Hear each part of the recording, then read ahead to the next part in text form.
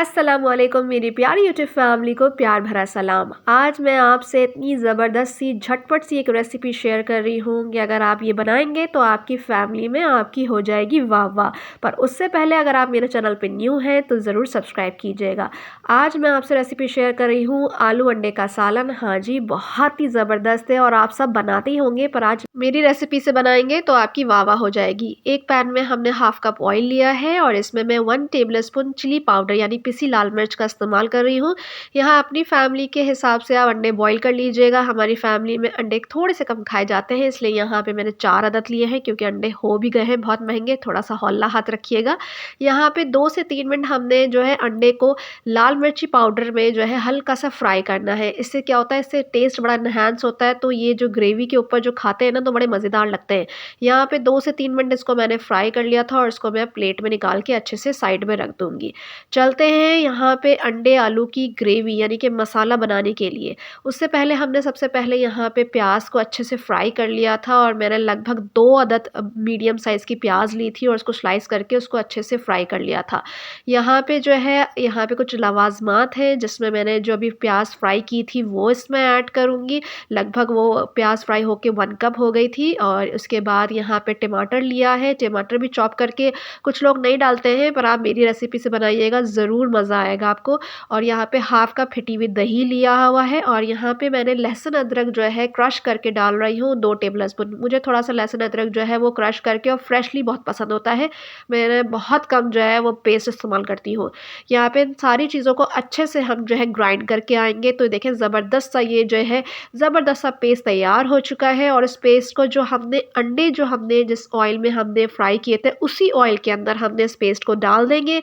जब तक हमारा पेस्ट हल्के से फ्राई हो रहा है लो मीडियम फ्लेम पे, यहाँ पे कुछ लवाजमात है मसाले हैं वो मैं आपको बताती चलूँ। जिसमें मैंने जो है हल्दी पाउडर लिया है और यहाँ पे मैं गरम मसाला थोड़ा सा कम ले रही हूँ, क्योंकि मेरी फैमिली को ना साबुत गरम मसाला पसंद है ना ही पिसा हुआ। पर जाहिर सी बात है, इसका टेस्ट बड़ा इन्हांस होता है, इसलिए मैं इसको ऐड कर रही हूँ। मैंने यहाँ पे पिसा धनिया पाउडर लिया है। नमक अपने हस्ब ज़रूरत आगे पीछे हो सकता है। और यहाँ पे मैं ज़ीरा पाउडर ले रही हूँ।